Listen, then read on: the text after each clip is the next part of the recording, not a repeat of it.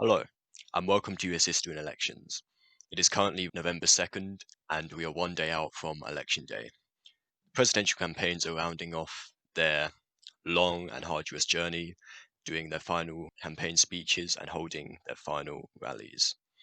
Joe Biden, the Democratic candidate, and Donald J. Trump, the Republican candidate, have had a very long journey, and even though the polls nationally favor Joe Biden at the moment, it is almost certainly going to come down to a very close electoral college race. Now, what I'm going to do in this video is I'm going to be giving my final predictions. I'm going to be characterizing every state at the margin I do think it's going to go. So even if we have a safe Republican state like Missouri, I'll be characterizing it safe, likely, lean, or tilt in favor of the Democrats or the Republicans. Looking at current polls, the latest polls, recent trends, and of course other data such as early voting figures. Now, first of all, I'm going to be starting off with the safe Democratic states.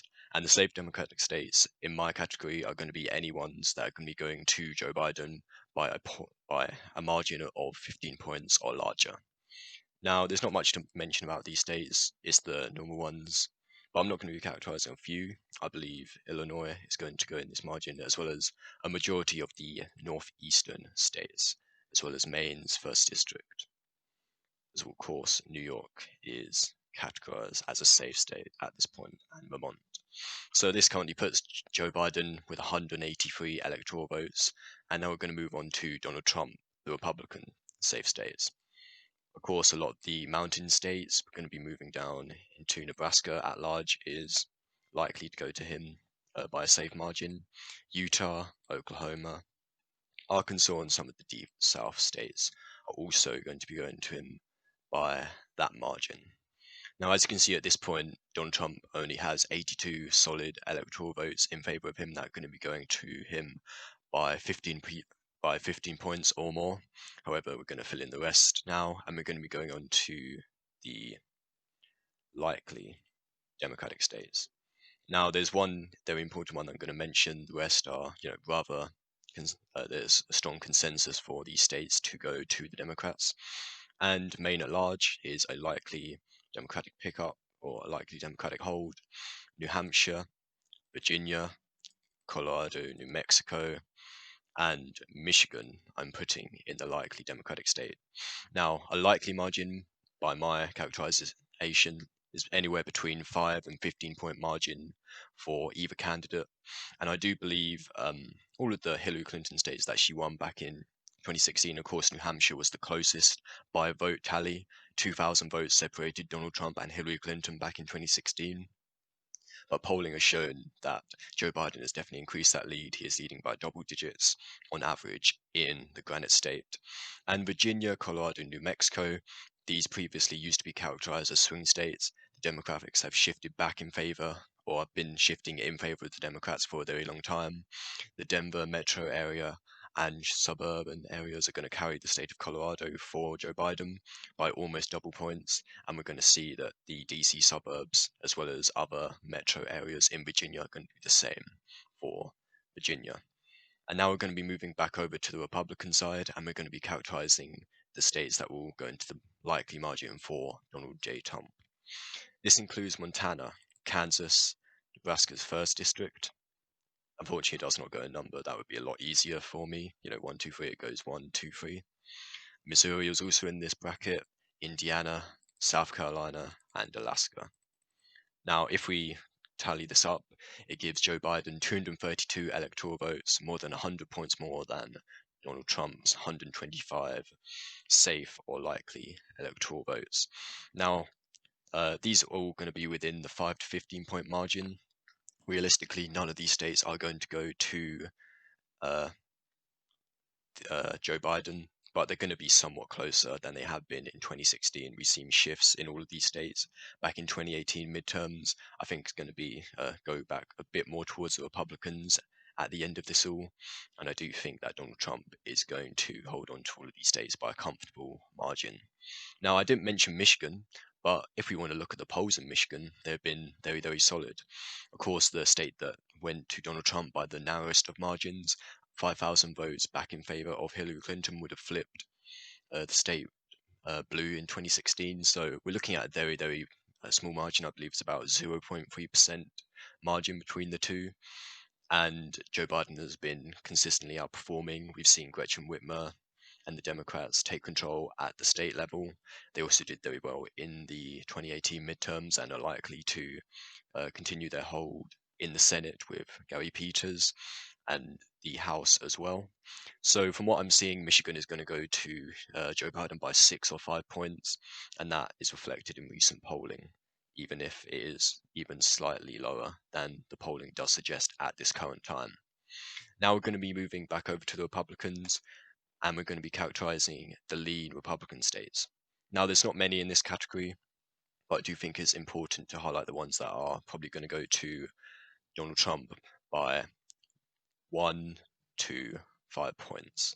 And this includes Iowa, Ohio, and the big one that's been on a lot of the news cycles recently, the state of Texas. 38 electoral votes in the state of Texas, the second largest of the entire country.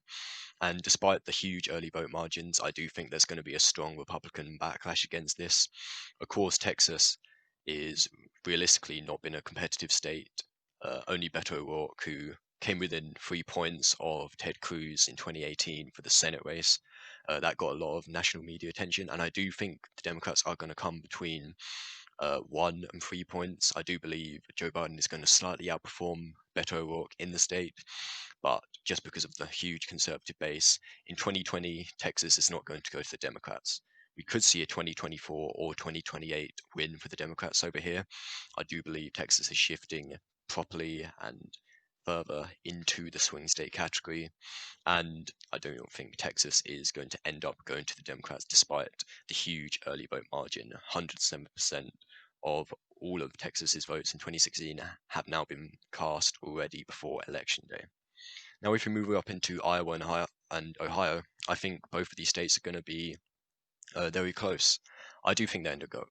I do think just because of the huge margins they went for Trump back in 2016, Ohio went for Donald Trump by about 8 points.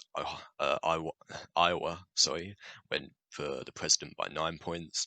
And despite some slippage in this, I do believe that Donald Trump's going to carry these by roughly 3 or 4 points, possibly 2 points if it's close. But realistically, all of these states that are in the lead margin for either candidate, I do think could go either way. And, we could see a Biden blowout or now a Trump victory. But realistically, I do think Joe Biden is unlikely to carry these states despite the uh, inward, inward movements he has made, cutting into that 2016 margin. Because of course Obama won both of these states back in 2008 and 2012, and I do think Joe Biden is going to outperform Hillary Clinton in these states.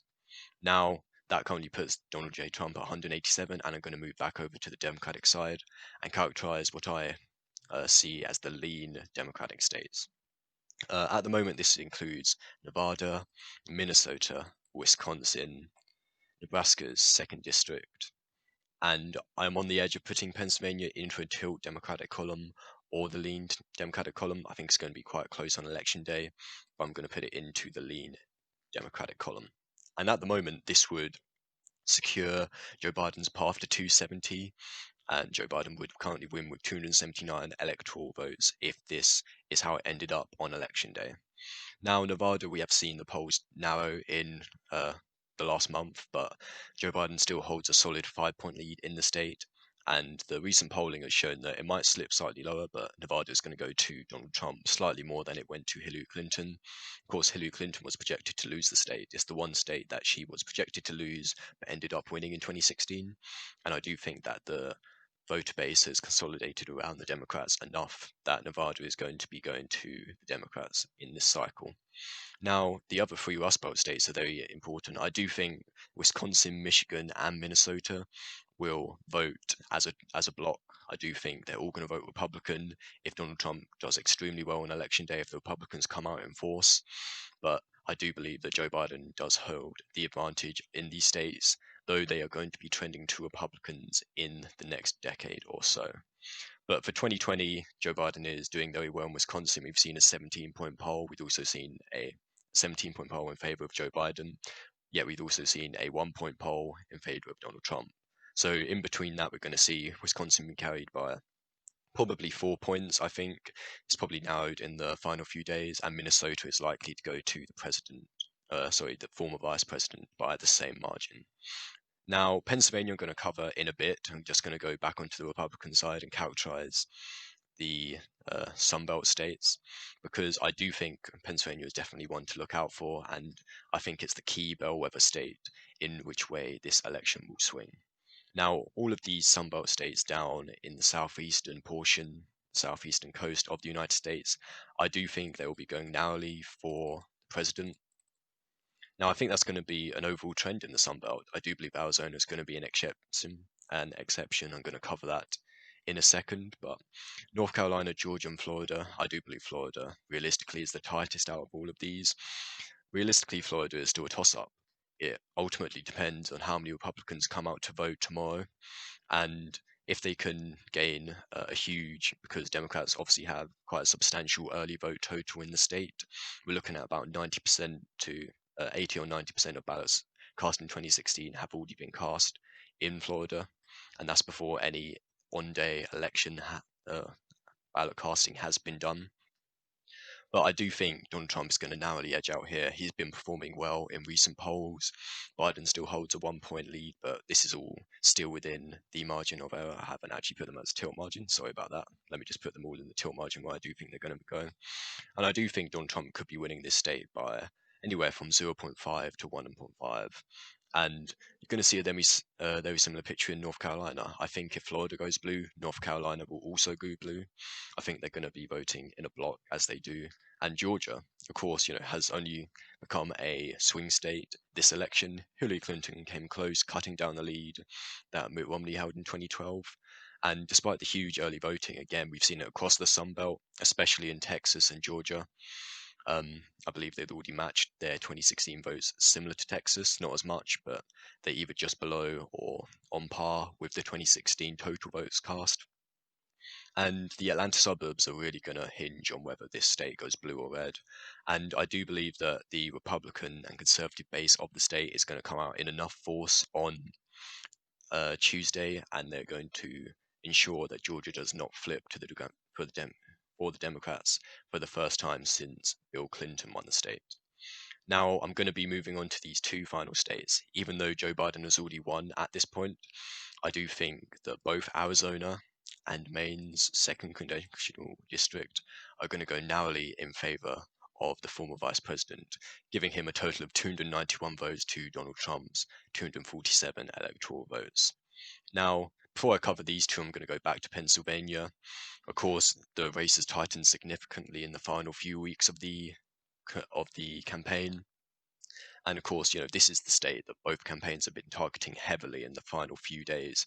Joe Biden has been going to places such as Scranton. He's also been focusing his efforts in Philadelphia and its suburbs, whereas Trump has been focusing in the industrial heartlands of the state, western, northern, and southern Pennsylvania. Of course, there's a lot more rural, there's not many voters there, but if he can bring them out in force, which he is saying there's going to be a red wave on Tuesday, I think we'll have to wait and see whether that does occur. But I do believe Joe Biden, of course, he was born in Scranton. He has a history in Pennsylvania. I do think it will be very, very detrimental to the Biden campaign if they do lose this state. They can still win it, if we just want to take him, but put it back in Donald Trump's side for the sake of the argument. Joe Biden still wins if he wins the rest of them, but that would definitely put Donald Trump in a great position to question the legitimacy of the election, especially in Pennsylvania, where they do not have a proper mail-in voting system that can be counted upon. Of course, it's been, somewhat rushed to be set up, and there's going to be a lot more in-person voting from both Republicans and Democrats in Pennsylvania than almost any other state in the country. Though at the end of the day, Pennsylvania, we're seeing strong polling. Rasmussen currently released a poll today showing that Biden has a 3-point lead in the state. Donald Trump's one of Donald Trump's favorite pollsters, and I do believe it will be going to Joe Biden by 2 or 3 points once all the votes have been tallied, whether that be a week after the election or just after election night. Now, Arizona and Maine are two of the closest elections. Maine second district went from Barack Obama to went for Barack Obama in 2012 by 8 points, and then swung a huge 18 points in favor of the president, as it went for him by 10 points in 2016. Now, the 2018 midterms were a good sign at which way this race might go, and Jared Golden won the congressional seat just by about 1 point, defeating the Republican incumbent, and he is almost certain to win that House seat for 2020. And I do believe it's going to, somewhat reflect. Of course, going to be tighter when it comes to the actual presidential vote. Donald Trump has definitely helped secure his rural support. He has an overwhelming majority in the rural areas of the country. But of course, Maine is historically a very Democratic state in the past 20 or 30 years. And I do think that is going to shift back towards Obama. It's not going to be very narrow. Well, it's going to be very narrow, actually. It's going to be between 0 or 2 points in favor of Joe Biden. But I do believe the polling does suggest that Donald Trump is going to lose his grip in the most northeastern area of the country. Now, moving back down to Arizona, we've seen quite a lot of demographic shifts in the past decade. John McCain winning the state very, very solidly in 2008. The Republican lead has been knocked down a peg every single presidential election since. Hillary Clinton lost it by 3.5 points in 2016, and I do believe Joe Biden is going to narrowly win it by 1 or 2 points. Now, there are many reasons for this, whether it be the Senate election, which Mark Kelly is almost guaranteed to win. That would then mean Arizona has 2 Democratic senators. Unheard of if you said that 4 years ago, but that's realistically how fast this state has been changing. Maricopa County is the fastest growing state in the United States. Fastest growing county, sorry, and Phoenix is the fastest growing city by that metric as well. So a lot of these voters, as long as the Democrats can get out the Latino voters in the early voting, which does show very positive for the Democrats, the staggering amounts that has been seen in Arizona across the Sun Belt, as I previously mentioned, and I do believe that Arizona, mostly the Phoenix suburbs, as well as Tucson, Arizona, that sort of area is going to help carry the Democrats to a narrow victory, but also at the end, a victory in the state of Arizona, flipping it for the first time in a very long time. I believe 1996 or 92 was the last time a Democrat won in the state of Arizona. So this is my final prediction. Joe Biden will gain 291 electoral votes and clinch the presidency, with Donald Trump gaining 247 electoral votes. A popular vote margin, you're probably going to see Joe Biden win by 5 or 6 points nationally. And this is going to be concentrated in a lot of the large cities such as New York City, LA, San Francisco. You're going to see a lot of votes as well in places like Philadelphia and Boston, Detroit as well, Chicago, a lot of votes there that are going to up his popular vote margin, but realistically not help him too much when it comes to the Electoral College. But I do think with a 5 or 6 point margin, this is the sort of map we will be seeing. Of course, all these tilt margins that I've given, North Carolina, Georgia, Florida, could go to Democrats. And similarly, with Arizona, Pennsylvania, and Maine, they could be going to the Republicans if ultimately depending on the Republican turnout that we're going to see tomorrow. So, thank you for watching. Hope you enjoyed. Remember to like, comment, and subscribe. Stay tuned for tomorrow, and I'll see you all again soon.